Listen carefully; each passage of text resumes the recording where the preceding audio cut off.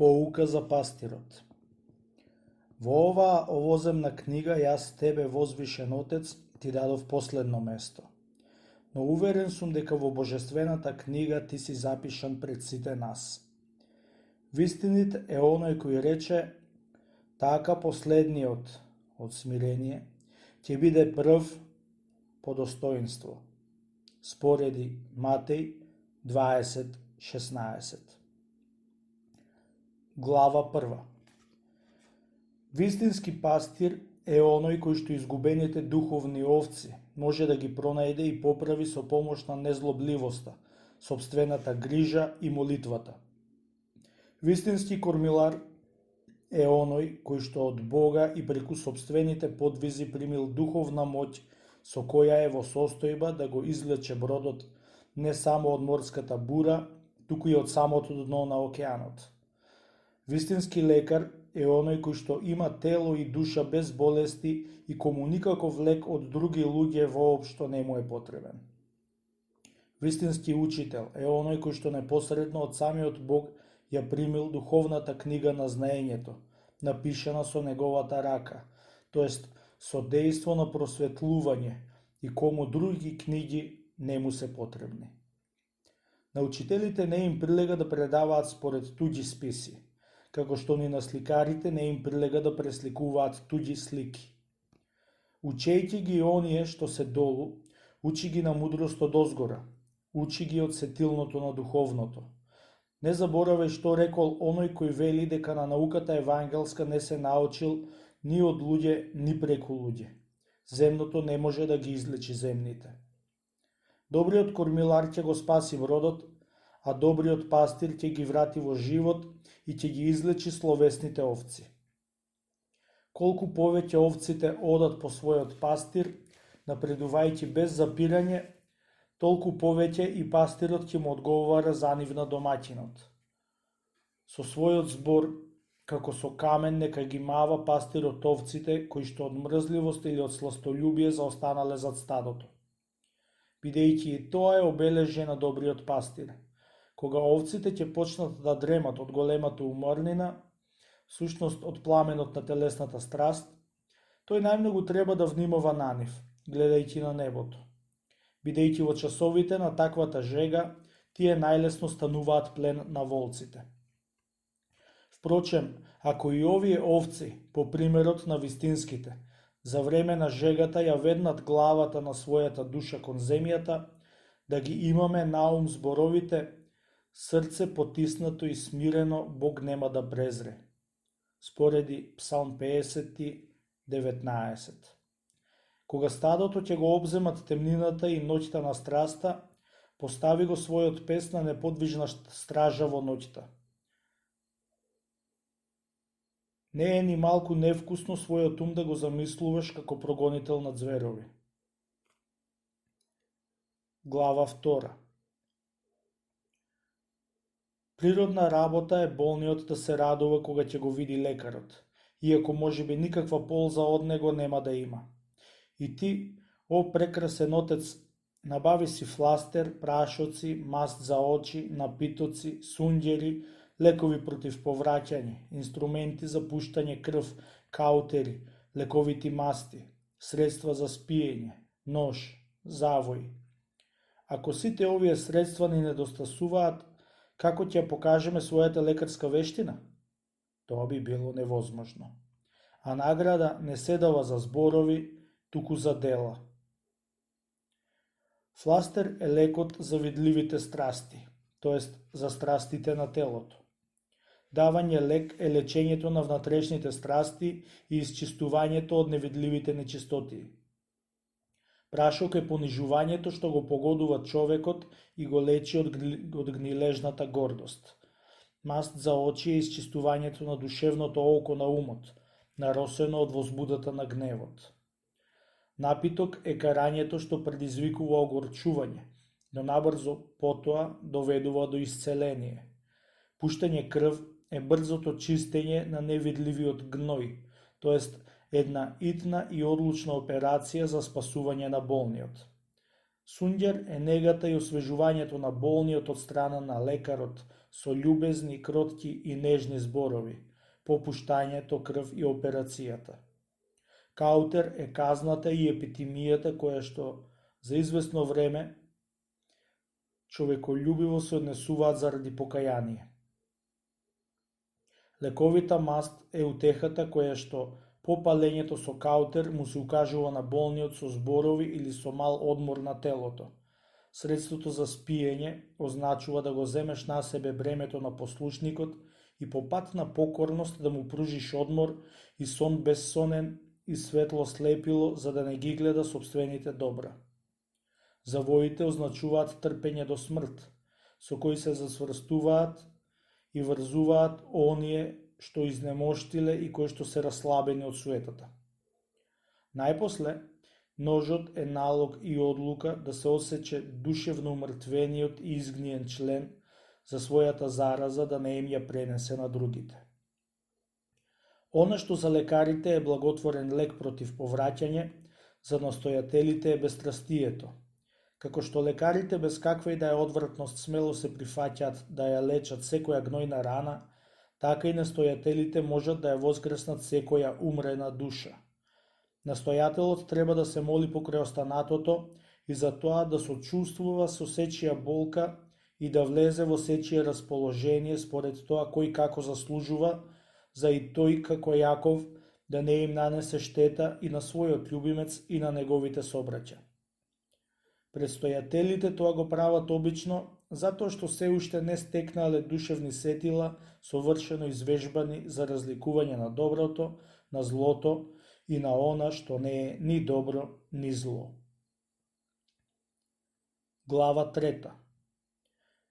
Голема срамота е кога настојателот се моли на послушникот да му биде дарувано она што самиот претходно не го стекнал. Како што луѓето што му се представени на царот и на кои што царот им станал пријател, можат не само сите негови сослужители, туку и непознати луѓе, па дури од неговите непријатели, ако сакаат да му ги приближат на својот господар и да ги направат соучесници во неговата слава, така мисли во врска со светиите. Пријателите се срамат да ги одбијат своите најдобри пријатели, зашто и да е, и ќе направат според нивната волја, можеби и принудени од нив. Добро е да се стекнат пријатели, духовни пријатели. Ништо не може толку да ни помогне во остварувањето на добродетелта како тоа. Еден боголюбец ми раскажуваше дека Бог секогаш ги наградува своите угодници со дарови, но особено околу годишните и господовите празници. Глава 4. Лекарот е должен наполно да ги слече од себе страстите, за во соодветен момент да може да одглуми некоја од нив, особено гнев. Ако тој не ги отфрлил потполно од себе своите страсти, нема да му биде возможно бесстрасно да ги глуми. Видов еден конј кој што инаку не беше сосема дресиран, како воден со узда мирно оди. Но штом господарот малку ги попушти дизгините, веднаш ненајдено го отфрли од себе. Оваа приказна се однесува најмногу на двајца демони. Оние што сакаат да ја пронајдат смислата, нека се помачат и нека ја најдат. Глава 5. Лекарот ќе препознае во себе богодарувана мудрост кога ќе може да ги излечи и оние страсти кои што многумина не можеле да ги излечат. Не е достоен за восхит оној учител кој што бистрите ученици ги прави учени, туку оној кој што ќе ги оспособи и ќе ги вмудри тапите и глупавите.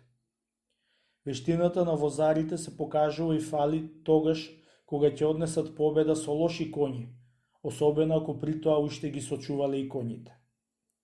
Ако од Бога имаш очи да ја предвидиш бурата, опомени ги однапред и јасно оние што се наоѓаат во коработ. Инаку ти ќе бидеш виновен за бродоломот, зашто сите тебе ти ја подариле довербата безбедно да управуваш со кормилото.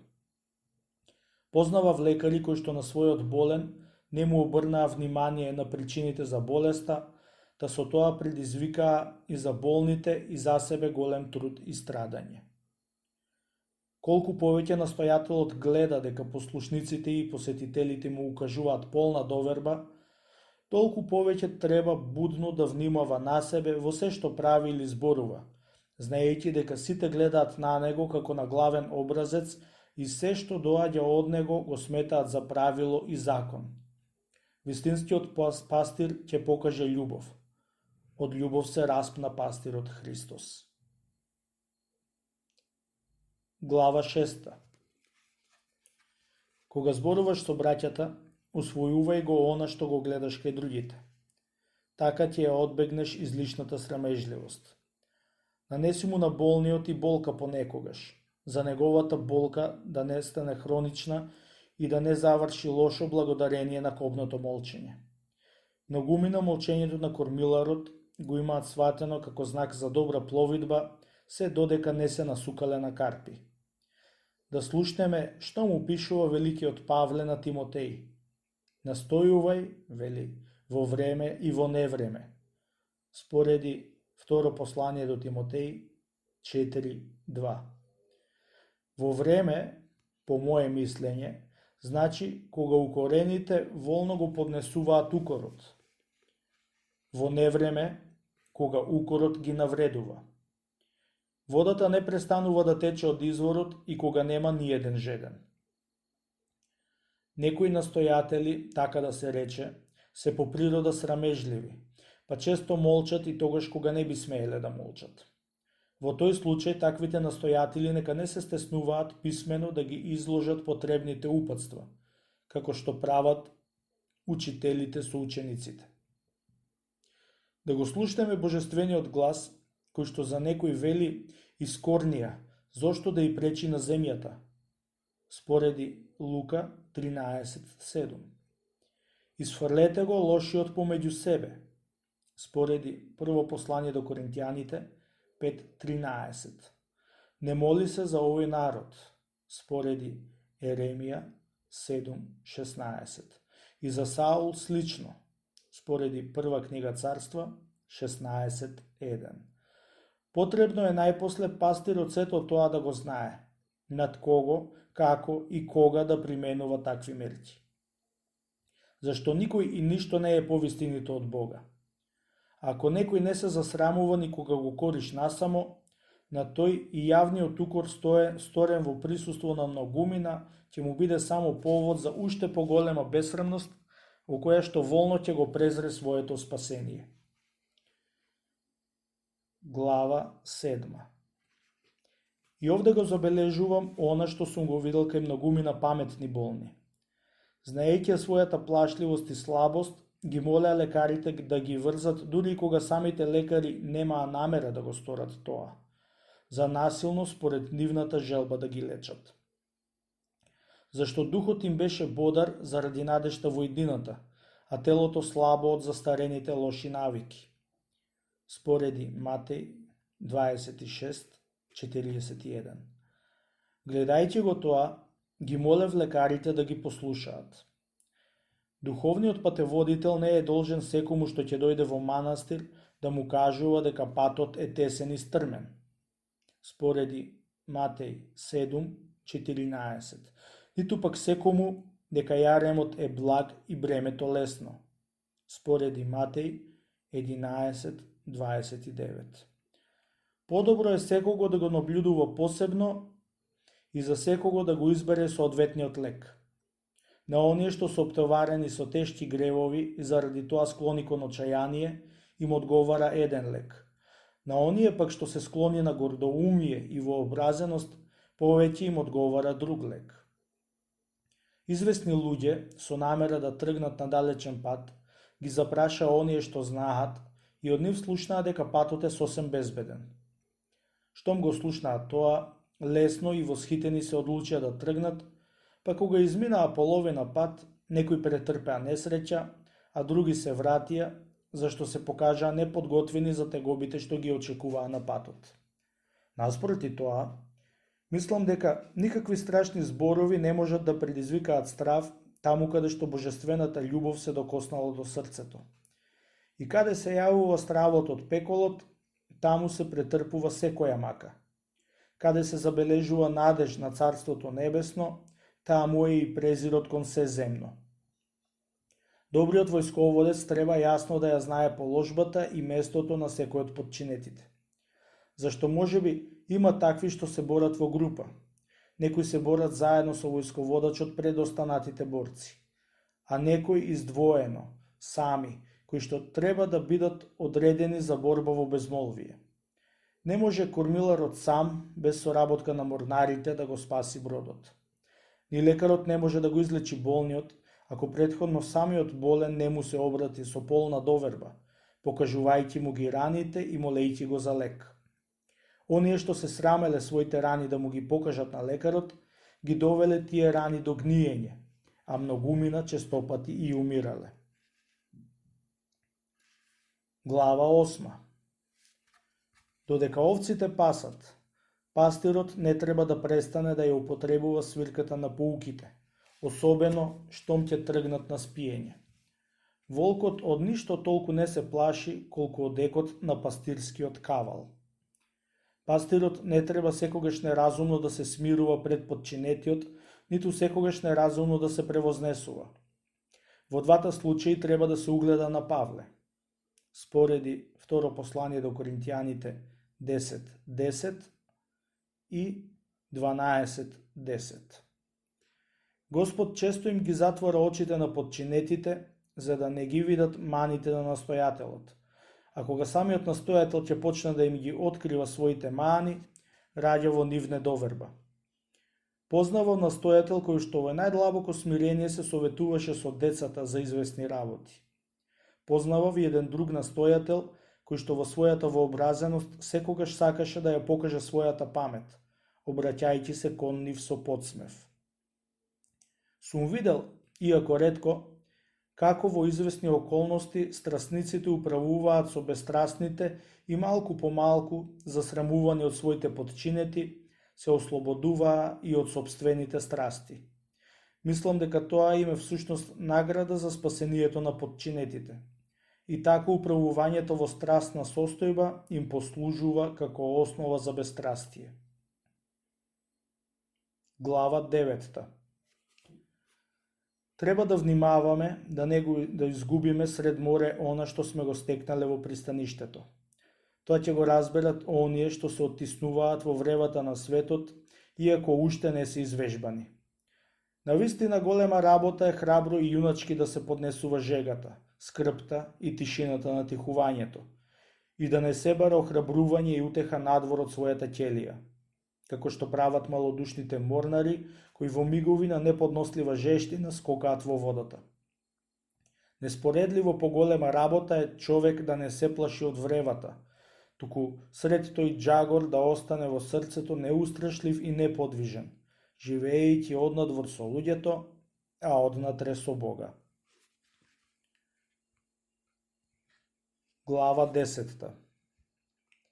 Поредокот на земните нешта од чудесен Отецу нека ти послужи како пример за нас. Некој на овој наш навистина страотен суд дојде како осуденик. Некој пак, бидејќи невин, ита на действителност и служба на Бога. Доаѓањето на едните е наполно различно од она на другите, па бара и посебни правила. Виновникот треба пред се да биде прашан, се разбира насамо, кои гревови ги сторил точно според видовите на гревовите. Тоа треба да се направи од две причини. Прво, за постојано поттикнуван од оваа исповед да остане скромен во зборовите. И второ, за да се сеќава со какви рани сме го примиле, да тоа да го побудува на љубов кон нас. Ни тоа не треба да го заборавиш, чесен Отец, како што не ти е непознато, чувај Боже, дека Бог ги зема предвид местата, напредокот и навиките на покајаните престапници. Во сето тоа има многу несличности и разлики. Честопати оној кој е понемоќен се покажува како посмирен по срце, а и духовните судии се должни таквиот полесно да го казнуваат. Во спротивен случај, јасно е што треба да се прави. Глава 11. Не е згодно лав да ги чува овците, ниту е безбедно оној кој што се уште е роб на страстите да управува со страстните. Ужасна гледка е лисица меѓу пилиња, а нема ништо пострашно од гневлив пастир. Лисицата ги тамани пилињата, а овој внесува немир меѓу разумните души и ги упропастува. Внимавај да не бидеш строг иследник на ситници, инаку не си Божи подражавател. Имај го и ти самиот од своја страна Бога за управител и водач на секое твое внатрешно и надворешно действување, како некој одличен кормилар. И со Бога, отсекувајќи собствената волја, ќе станеш и ти како некој безумник, кого што самиот Бог со своите знаци го води. Ти, како и секој пастир, треба да испиташ не врши ли милоста Божја такви чуда преку нас, не заради нашата чистота, туку заради верата на оние што доаѓаат, бидејќи и многумина страстници на тој начин почна да вршат чуда. Но, вели Спасителот, многумина ќе ми речат во оној ден: Господи, Господи, не во Твое име ли пророкувавме? И така натаму. Спореди Матеј 7:22. Значи, ни ова што го рековме не е неверојатно.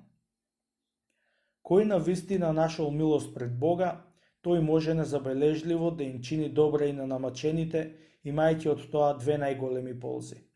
Себе си се штити од славата, како од рѓа, а помилуваните ги учи да му бидат благодарни само на Бога. Глава 12. На оние кои со младешко одушевување трчаат на патеката на духовниот подвиг, им предлагаат посилна и подобра храна. На оние што заостануваат по духовната мудрост или по својот живот, поде им леко како на деца. Секоја храна во свое време.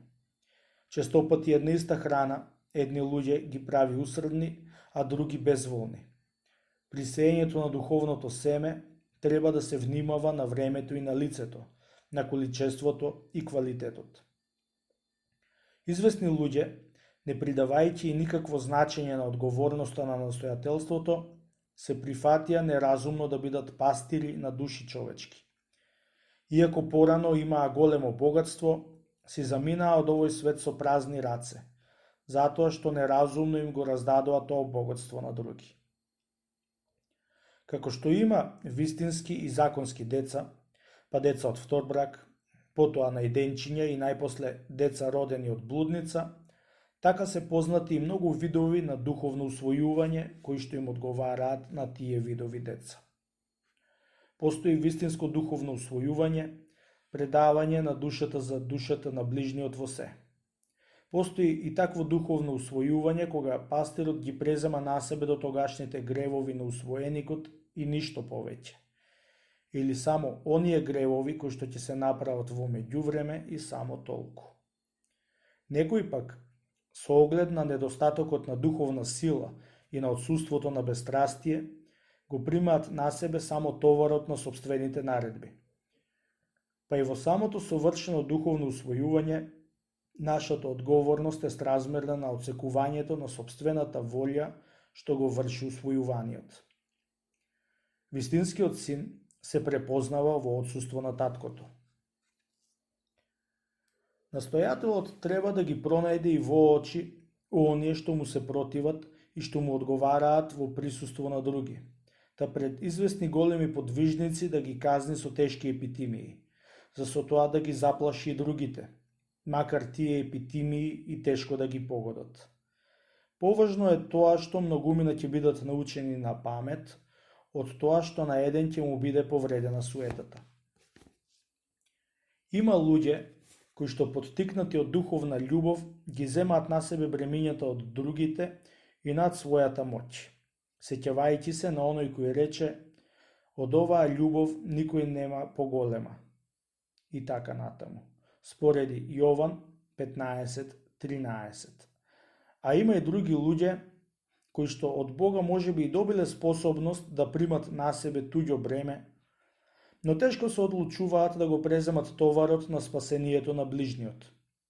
Овие јас многу ги жалам, како луѓе кои што не стекнале љубов, а за првите најдов на едно место, оној што го одвојува драгоценото од лошото, ќе биде како уста моја. Спореди Еремија 15:19. И како што си постапил, така нека ти биде. Те молам, имај го во види тоа, дека гревот на настојателот во мислите често е поголем од оној кој што послушникот би го сторил на дело. Грешката на војникот е полесна од злонамерата на војсководачот. Поучувај ги учениците, телесните и блудните гревови да не ги исповедаат според изгледот. А на сите останати прегрешенија треба да се сеќаваме според изгледот, ноќе и дење. Вежбај ги да бидат без какви да е задни мисли помеѓу себе, а мощне предпазливи спрема демоните. Од тебе не смее да биде сокриено каква цел имаат твоите овци во своите меѓусебни односи. Бидејќи невидливите волци настојуваат со помош на мрзливите да ги расипат ревностните. Не двоуми се да бараш и да се молиш и за сосема небрежните. Не за тоа да бидат помилувани. Тоа е невозможно ако тие и самите не работат на тоа. Туку за тоа Господ да ги поттикне на ревност. Слабите во верата не треба да јадат заедно со еретици, како што пропишуваат и каноните. Спореди послание до Римјаните 14:1. А силните во верата, ако се замолени од неверниците и сакаат да одат кај нив, нека одат, но во вистинско време. Таму каде што е во прашање славата Божија, не извинувај го незнаењето. Бидејќи кој во незнаење ќе направи нешто што заслужува биење, ќе биде биен затоа што не научил. Спореди Лука 12:48. Глава 13. Срамота е пастирот да се плаши од смртта, бидејќи и самото послушание се дефинира како незнаење за страф од смртта. Истражувај, блажен, која добродетел е таа без која што никој нема да го види Господа, па таа добродетел пред сите останати придобија за своите деца, чувајќи ги на секој начин од убави и женски лица. Сите кои што живеат под наше раководство во Господа треба да имаат соодветно занимање и престојувалиште, според своите години. Ниеден човек кој што би сакал да се смири во ова пристаниште не би требало да е одбиен пред добро да биде испитан, зашто така се прави и во светот. Раце брзо не полагај на никого.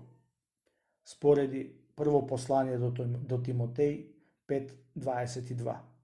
За некои овци, кои што во незнаење дојдоа кај нас, кога ќе дојдат до зрелоста, ако не ја поднесат тежината и жегата на манастирските подвизи, да не пребегаат во светот, зашто пред Бога ќе одговараат оние што ги замонашиле пред време. Постои ли таков домоуправител Божи, кој му солзи и труд повеќе не би му требале за себе, но кој што непоштедно би ги употребувал пред Бога за исчистување на другите? Особено немој да престанеш да ги чистиш извалканите души и тела, за смело да можеш од добриот судија да побараш победоносни венци не само за својата душа, туку и за душите на другите. Сум видел болен кој што со вера ја излечи болеста на друг болен, помолувајќи се за него на Бога со пофална бесрамност и полагајќи душа за душа, се разбира во смирение. Така со исцелување на ближниот се излечи и самиот себе си. А сум видел и човек кој што од гордост направи нешто слично и слушна зборови на прекор. Лекару, лекувај се прво себе си. Спореди Лука 4:23. Може да се остави едно добро заради поголемо добро, како што правеше оној кој го одбегнуваше мачеништвото не од страв, туку заради полза на оние што се спасуваа и просветлуваа под негово раководство. Друг човек пак самиот се изложува на срам, за да ја спаси честа на други луѓе. И кога многумина го сметаат за сладострасник, тој сепак постапува како измамник и вистинит. Спореди Второ послание до Коринтијаните 6:8. Ако оној кој може да каже нешто корисно, па не го кажува тоа во доволна мера, нема да остане неказнет, колку пак, драг пријателу, ќе бидат одговорни оние што можат со своите дела да им помогнат на злострадалните, па не го прават тоа. Избавувај ги браќата, ти кој си од Бога избавен. Спасувај ги, спасен, оние што ги водат во смрт, и не биди скржав кога треба да се искупат душите што ги убива демонот. Бидејќи голема е наградата Божја за секое живо создание, за секоја действителност и созерцание на смртниците и безсмртниците. Оној кој што со чистотата што му е дадена од Бога, ја брише нечистотијата и кај другите луѓе и од порочните му принесува на Бога непорочни дарови, се покажува како соработник на бестелесните и духовни сили. Зашто само тоа е вечниот подвиг на слугите Божји. Сите што го обкружуваат ќе му принесат на дар души. Спореди Псалм 75, 12. Во ништо друго не се изразува човеколюбието и добрината на нашиот Создател кон нас, како во тоа што Он остава 99 овци, само за да ја најде изгубената. Спореди Матеј 18:12 и Лука 15:4. Затоа внимавај, мил мој, и сета своја грижа и љубов и топлина, стоење и молење пред Бога покаже ги кон оние кои што далеку заскителе и кои што при тоа настрадале. Зашто каде има големи болести и повреди, таму лекарот без сомнение добива голема награда. Да размислиме, да внимаваме и да работиме. Настојателот не е секогаш должен строго да се придржува кон правилата, зашто мора да води сметка и за човечката слабост. Видов како еден семудар судија расправа спор меѓу двајца браќа. Оној што не беше во право го оправда, зашто тој беше со послаб дух, а оној правиот го осуди, зашто беше со посилен дух и похрабар. Го стори тоа за соизрекувањето на правдата, нивниот судир да не стане подлабок. Впрочем, секому од нив го кажа она што требаше да му го каже, особено на оној чија што душа беше болна. Поле богато со трева им користи на сите овци, а учењето за смртта и сеќавањето на смртта уште повеќе им одговара на сите духовни овци и може да излечи секаква болест. Обрни внимание на храбрите и понижувај ги без причина во присуство на слабите, за со лекот на едните да ја излечиш болеста на другите и натоварените и изнемоштените да ги научиш како се трпи. Никогаш не се чуло Бог да го открие она што човекот му го исповедал, зашто Он на тој начин би го одвртил човекот од исповедта и неговата болест би ја направил неизлечлива. Затоа, макар да имаме и дар на предзнаење, никогаш не треба да ги претекнеме грешниците, откривајќи им ги гревовите. Туку напротив, треба со известни загадочни изрази да ги поттикнеме на самостојно исповедање, бидејќи и за самото исповедање заслужуваат немала прошка. А по исповедта треба да ги удостоиме со поголема грижа и со поголема слобода кон нас од претходната, зашто благодарение на тоа, нивната доверба и љубов кон нас мошне брзо растат. И должни сме со самите себе си да им покажеме пример на крајно смирение и да ги воспитаме да имаат стравопочит кон нас.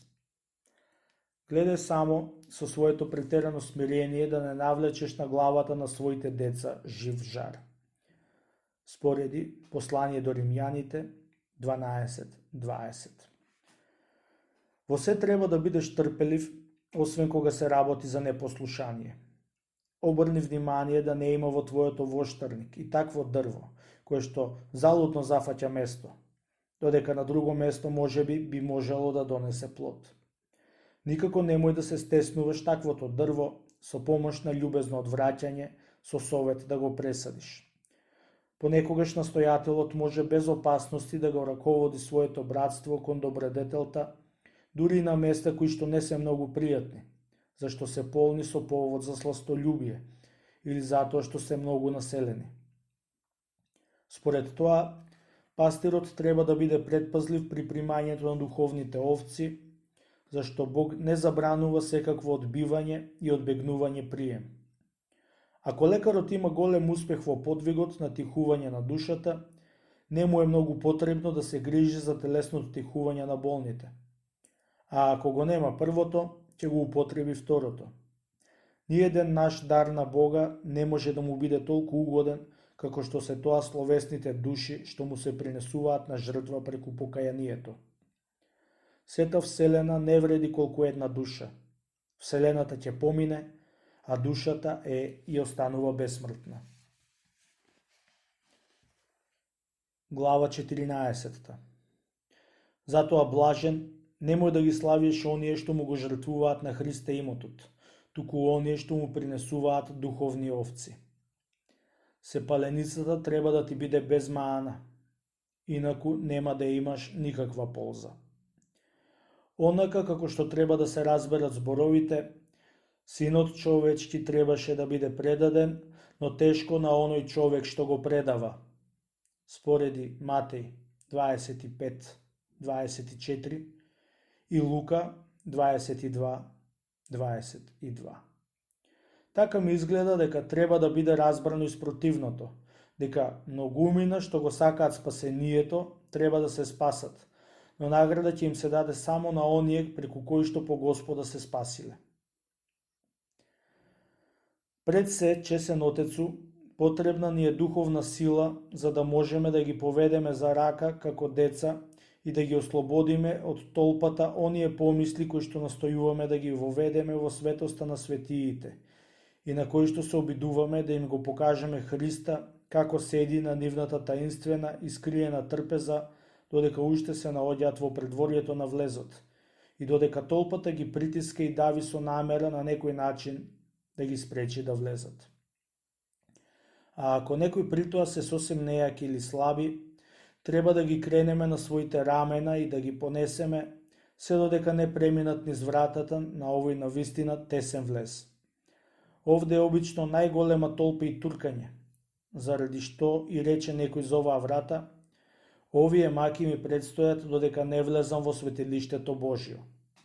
Спореди Псалм 72:16. Ние веќе говоревме Отецу на отците, каков беше оној Отец над отците и учител над учителите, сиот облечен во небесна мудрост, нелицемерен, надарен, ведар. И што е почудесно од се, монасите кои што ќе пројавеа мощна силна желба да се спасат, тој ги држеше во голема стегнатост. А оние што ќе ги забележеше дека постапуваат според својата волја или според пристрасноста, нив ги лишуваше од она за што ќе забележеше дека се најмногу приврзани. Така што најпосле сите се чуваат да ја изразат својата волја во врска со она што ќе им се фатеше за око. Славниот Отец и ова вечно го говореше. Подобро е некого и да го избркаш од манастирот, одешто да дозволиш послушникот да прави што ќе посака. Игуменот што ќе избрка некого, честопати на тој начин го прави избрканиот посмирен и поспособен да се одрече од својата волја. А игуменот, кој што мисли дека кон своите ученици треба да биде човеколюбив и снисходлив, прави тие во часот на својата смрт да го проколнат како човек кој што всушност ги излажал, а воопшто не им користел. Имаше и што да се види кај Великиот. По завршувањето на вечерните молитви, седнуваше на своето столче, на изглед плетено од прачки, но однатре сплетено од духовни дарови, како цар на престолот, обкружен со прекрасното братство како сорој од мудри пчели, кое што неговите зборови ги слуша како зборови Божји и ги прима заповедите од него. На еден ќе му наредеше пред спиење да прочита напамет 50 псалми, на друг 30, на трет 100. Некому ќе му наредеше да направи исто толку метании, а на друг да спие стоејќи. На еден да чита некое време, а на друг толку и толку да стои на молитва. Покрај тоа постави двајца надзорници над браќата, кои што дење ги надзираа и ги спречуваа состанувањата и мрзливоста, ноќе пак ги надзираа бденијата и она за што не е редни да се пишува. Не само тоа. Великиот одредуваше за секого посебно правило во поглед на исхраната. Немаа сите еднаква, ни слична храна, туку храната се одредуваше за секого според неговата духовна состојба. Добриот домоуправител на едни му одредуваше сухо јадение, а на други повкусна храна. И чудно, тие наредби беа примани без мрморење, како од устата Божја. На славниот игумен му беше подчинета и лаврата, во која што ги испраќаше на тихување од манастирот оние што беа способни за тоа. Не навикнувај ги те молам простодушните монаси да се занимаваат со замрсени мисли, туку, ако е можно, подобро претвореј ги и оние чишто духовен живот е посложен во простодушни, колку и да ти изгледа тоа чудно. Кој достигнал највисок степен на чистота по пат на крајно бестрастие, како божествен судија ќе може да применува и остри мерки. Бидејќи недостатокот на бестрастие ја гризе совеста на судијата и не му допушта да го казнува и чисти злото онака како што би требало. Пред се друго, остава им го на своите синови наследството на бестрастната вера и побожните догми, за не само синовите, туку и внуците да ги приведеш кон Господа преку православието. Да не ти биде жал да ги исцрпуваш и скротуваш момчињата во текот на силите, во цветот на силите, за да те прослават во часот на смртта. Во тоа семудар Отецу, нека ти биде пример великиот Мојсей, кој што не бил во состојба своите послушни сонародници, со колкава готовности да го следеле тие, да ги ослободи од фараонот додека не почнале да јадат бесквасен леб и горчливо зелје. Бесквасен леб е душата која што во себе го нема квасецот на сопствената волја, бидејќи таа ја гордее и превознесува душата, а бесквасниот леб секогаш ја смирува. Под горчливо зелје понекогаш ја подразбираме онаа горчина што се чувствува кога се извршуваат заповедите, а понекогаш маката на горчливиот пост. А јас, испраќајќи ти го ова писмо тебе, Отец над отците, почнувам да се плашам слушајќи ги зборовите, учејќи друг себе си не се учиш. Спореди послание до Римјаните 2:21. Затоа ќе кажам само уште 2 збора и со тоа ќе завршам. Глава 15.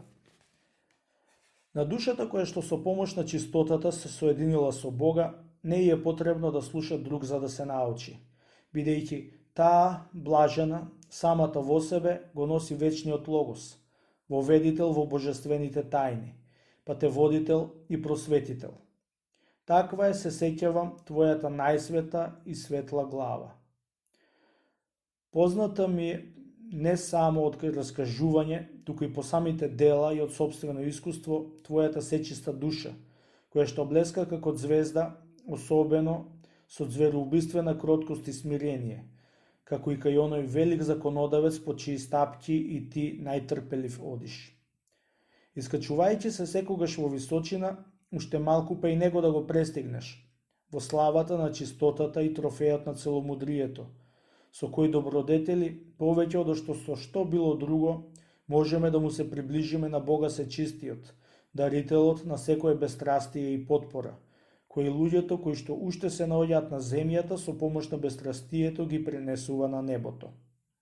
На тие добродетели, како на некои огнени кочии, си се искачил на небото со трудолюбивите нозе на подвигот, драг љубителу на чистотата, како Илија.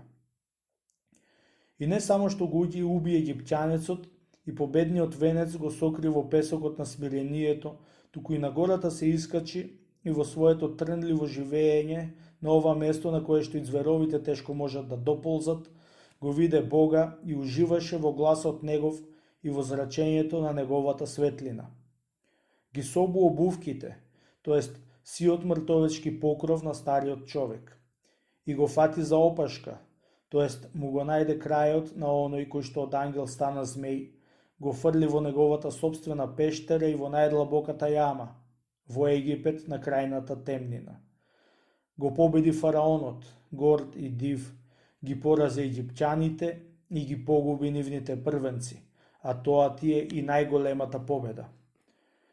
Затоа тебе како непоколеблив Господ ти довери да ги водиш браќата, кои што ти, водачу над водачите, без страв ги избави од фараонот и од валканото дело на правење тули, тоест од телото.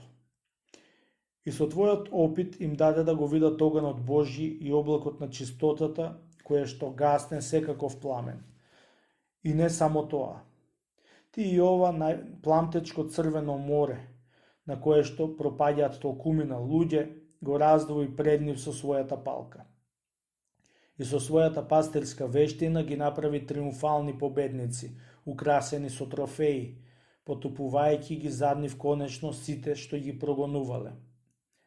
Не само тоа, туку потоа го победи Амаликот на гордоста, кој што обично им го пресекува патот на победниците по победата на море, ширејќи ги рацете, стоејќи во действителност и созерцание. За народот твој кој што од Бога ти е доверен и од Бога осветлуван, ги победи тюгинците. Оние што се со тебе ги изведе на гората на бестрастието, постави свештеници, заведе обрезание, без чиешто исчистување не е можно да се види Бог. Се извиши на височина, отклонувајќи секаква магла, мрак и виор, всушност тримрачната темнина на незнаењето, и се приближи кон оган неспоредливо почесен, потаинствен и повозвишен од оној во капината. Се удостои со глас, се удостои со виденија и пророштва. Ти може би уште овде си го криел она што е зад овој свет, во идниот живот, тоест крајната просветленост на познанието до кое ќе дојде таму. Потоа го чу гласот: нема да го види човек, лицето мое, заради што, како во најдлабока долина на смирение слезе од Хорив, од боговидението, носејќи ги со себе табличките на знаењето и искачувањето, прославен на лицето, на душата и телото. Но каква ли гледка? Мојата дружина прави златно теле. Какво ли само кршење на табличките? Што сега? Земајќи го народот за рака, го спроведе преку пустината, и кога почнаа да страдаат од жегата на својот собствен оган, ти со дрво, со распнувањето на телото со страстите и желбите, изведе од нив извор вода на солзи. Војуваш со народите што ти стојат на патот, ги истребуваш со огнот Господов, пристигнуваш на Јордан. Мене ништо не ме спречува малку и да отстапам од историјата, и како Исус навин, со збор ја разделуваш водата, за да помине народот, и на долниот тек на реката го испрќаш во соленото и мртво море, а на горниот тек, текот на љубовта, го испрќаш нагоре пред очите на твоите духовни израелци. Тогаш заповедаш да се понесат 12 камења, символизирајќи го со тоа апостолскиот хор или навестувајќи ја победата над 8 народи, тоест над 8 страсти, а преку стекнувањето на 4 главни добродетели. Потоа го оставаш зад себе мртвото и бесплодно море и пристигаш пред непријателскиот град. Трубиш со молитвата, кружејќи околу неа со тој вечен седмичен круг. Си го разорил градот, си го победил, така што можеш да му пееш на навештествениот сојузник. Непријателот мој конечно остана без оружје, спореди Псалм 9:7, и ти ги разори градовите на моите страсти. Ако сакаш, ќе се дочепнам до она што од се е најважно и највредносно. Се издигна до Ерусалим, тоест до зеркањето на совршениот духовен мир. Го гледаш Христос, Бог на мирот. Страдаш со Него како добар војник, се распнуваш со Него со телото и со страстите и со желбите. И праведно е, зашто и ти му стана Бог на фараонот и на сета негова богопротивна сила. Се сопогребуваш со Христа и со Него слегуваш во адот, тоест во длабочината на теологијата и на божествените тајни. И помазан си со мирисите на сродните и пријателски жени, тоест добродетели, и мирисаш. Што ме спречува така да го изразам она што го мислам? Ти си на небото, седиш одесно, о каков успех, па и ќе воскреснеш во третиот ден по победата над тројцата тирани, или да кажам појасно, по победата над телото, душата и духот, и по исчистувањето на сите три дела на душата, војата, чувството и разумот. Ти доаѓаш и на Маслиновата гора. Треба веќе да се скрати и да не се мудрува премногу во едно писмо што му се упатува на оној што е преисполнет со мудрост и кој што според знаењето ги надминува сите што се зад нас. За таа гора мислам, еден прекрасен патник, качувајќи се на неа, рече: високите гори се за елените. Спореди Псалм 103, 18. Тоест, за душите што ги истребуваат духовните змии. Трчајќи заедно со него, тој пристигна на гората и погледна на небото. Повторно му се враќам на преносното изразување. Не благослови нас, своите ученици, и ја виде поставена и утврдена лествицата на добродетелите, на која што ти, според дадената ти од Бога благодат, како мудар градител, и ги положи темелите, кој што поправо и самиот ги доврши, иако според своето смирено умие не натери и нас недоветните да ги отвориме своите нечисти устни за полза на народот твој. Не е ни чудо. Како што говори свештената историја, дури и Мојсей се нарекуваше себе си пелтечав и лош говорник. Спореди втора книга Мојсеева 4.10. Но тој со себе го имаше Аарон, одличниот, надарен и духовит говорник. А ти посветен, не знам зошто, ми се обрати мене безводниот извор, препон со египетски жаби, и тоа од оние најодвратните, краставите. Но бидејќи не е ред да го оставам своето перо пред да ја завршам повеста за твојот живот, о небесен патнику, ќе речеме вака, плетејќи го повторно венецот на твојата убавина, и се приближи на светата гора, и крена своите очи кон небото, зачекори, потрче и се искачи. Се воздигна и стигна до херовимските добродетели. Летна и се вознесе воскликнувајќи, откако го победи непријателот, та стана предводник и патеводител кој и сега се уште води. И чекориш така пред сите нас, дотрчувајќи сам на врвот на лествицата и соединувајќи се со љубовта. Зашто љубовта е Бог, кому му прилега слава, моќ, чест и поклонение во сите векови. Амин.